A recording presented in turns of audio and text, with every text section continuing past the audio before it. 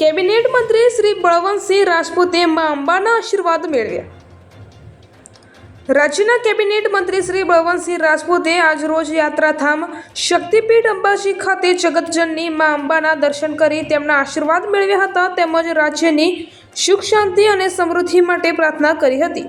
રાજ્યના ઉદ્યોગ મંત્રી શ્રી બળવંતસિંહ રાજપૂતે આદિશક્તિ મા અંબાના ચરણે શીશ ઝુકાવી ભક્તિભાવપૂર્વક માતાજીના દર્શન અને પૂજા અર્ચના કર્યા હતા તેમજ યજ્ઞમાં આહુતિ અર્પણ કરી ધન્યતા અનુભવી હતી. શક્તિ ભક્તિ અને આસ્થાના ત્રિવેણી સંગમ સમૂહ જગવિખ્યાત યાત્રાધામ અંબાજી ગુજરાત અને રાજસ્થાનની સરહદ ઉપર આવેલું છે.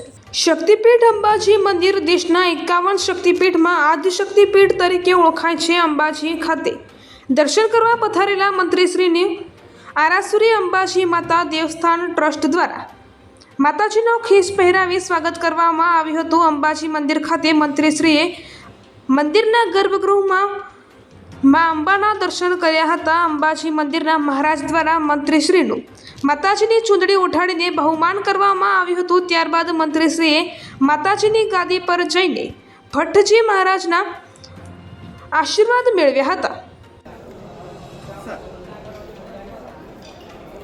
આજે મા અંબેના દર્શન કરીને આનંદ અનુભવું છું.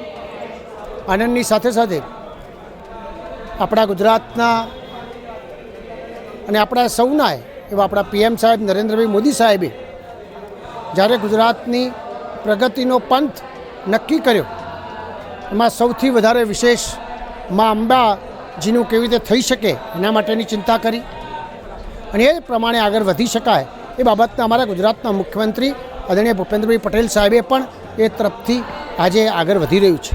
જે મને કહેતા એ વાતનો આનંદ છે કે સમગ્ર ગુજરાતની અંદર 1,65,00,000થી વધારે યાત્રાળુઓ મા અંબેના દર્શને આવે છે. એની મનોકામના અહીંથી પૂર્ણ થાય એ શ્રદ્ધા સાથે અહીંથી જાય છે.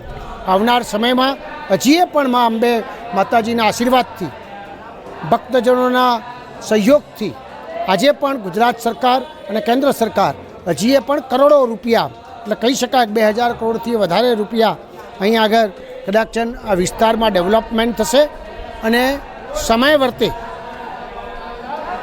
કદાચ અંબાજી એ ભારતમાં ભવ્ય હશે એવી મને ચોક્કસ શ્રદ્ધા છે.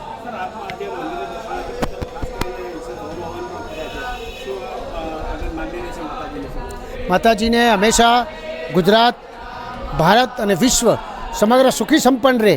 ગુપ્ત નવરાત્રિ છે.